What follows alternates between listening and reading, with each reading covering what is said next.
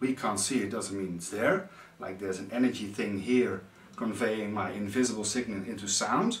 It's the same with light, okay? Because we can't see it, nature doesn't care about that. It's our problem, not nature's problem. So he puts it in a pitch black room and he just leaves it there and something strange happens. This energy, what I call multidimensional and holographic zero-point energy fields, because that's actually the energy thing we can't really measure directly, but indirectly we know it has to be there, otherwise those effects can't be there in the first place. So it's something real, tangible, let's put it this way, measurable and proven beyond doubt. Let's make that very clear. This zero-point energy fields comprises and permeates everything. I mean, the chair you're sitting on, the chair I'm sitting on, we're both unattractive, luckily, to this matter, because otherwise we would sink to the floor, okay? So something is pulling us up with this energy fields. But these energy fields, zero-point energy, is everywhere. So what he did, he put DNA in this pitch black room, and then you have this chaotic patterns of information of the virtual light. It's chaotic. You can't do nothing, but you don't see any information flow, signal flow, which looks intelligent or is pointing somewhere. When you put DNA over there, it goes swirling, spiraling towards the DNA. And you can measure that with, I believe they call it spectrography or something like that. It's a very complicated thing.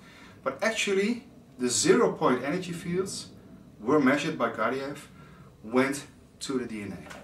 That's amazing, huh? But now the most crazy part happens. He put this DNA out of the room and left it out of the room. 1 month to 3 months, this same intelligent information transferring process, which happened because you put DNA there. Now think about that. When you walk into a room, you don't think you have any influence about the atmosphere in the room. Actually changed the parameters of the zero-point energy for about 1 month to 3 months. So don't think when you leave out this room you haven't changed my studio atmosphere, because you did, or otherwise you don't have any DNA, I think. But that proves, and there's an army experiment by Steve Baxter also, which proved that you could put it in a long distance, miles away. You just, something of my saliva with DNA, you put it somewhere miles away, and you give me a test, which they've done, measuring all kind of psychophysiological parameters. My heart rate, my blood pressure, whatever you want to measure. Give me a task where I can see pictures. The one is emotional, the one is aggressive, the one is sexual orientated, whatever. And of course you will see all kind of parameters changing. Also vibration based, not chemically based. But anyway, nice experiment, but what happens is amazing. At the same time, and I put an atom clock near my DNA, miles away, at the same time my DNA reacts to whatever kind of physiological parameters are being changed because of the emotions I'm experiencing in that task at the same time. Combine that with parapsychological studies where a psychic is sitting one door further, you don't know he's there, and at certain time intervals he's being asked to change my pH levels in my water or in my cells or whatever, something very specific, which they can do. Okay? So think of psychic spies and all kind of information you want to have in a Cold War, which they did. They said parapsychology is not real, but they're using it in the black world like they do anti-gravity in the technical world. But anyway, this psychic is changing my pH levels while I'm not aware of it. If that happens, and subconsciously, I don't even know, my DNA reacts at the same time, I have emotional patterns based on whatever thing I'm doing with the task, then when you put all this together, you have non-holographic, scalar electromagnetics, holographic interference patterns, which is signals coming in frequency based, and they get transformed by the brain with the suggestion that you have a blue trouser, or that you have a body, in fact, or that's a color, or am I hearing a sound. It's all frequency based energy information, which is transformed in the very persistent illusion that there is form, that there is color, that there is scent.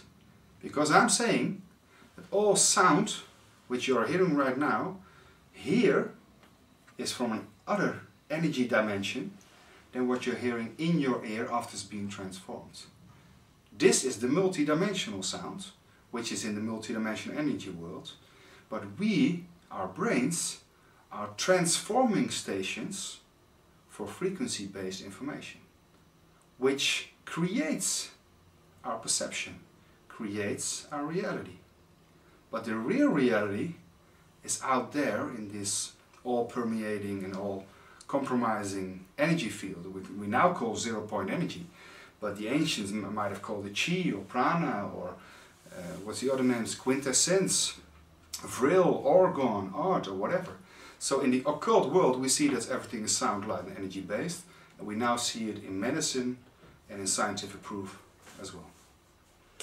Just to touch a little bit about the occult world, just want to clarify, occult actually means hidden, and explain a little bit about that, because a lot of people have this sort of preconditioned dogma about anything that's labelled occult. Yeah. Well, if you put it this way, I would call science occult. Regular science is the most occult thing I've ever met as a regular scientist. Because after my study, I found out, hey, frequency-based information transfer is what makes health or disease. And actually you can carry a disease on something like sound and light as a carrier wave.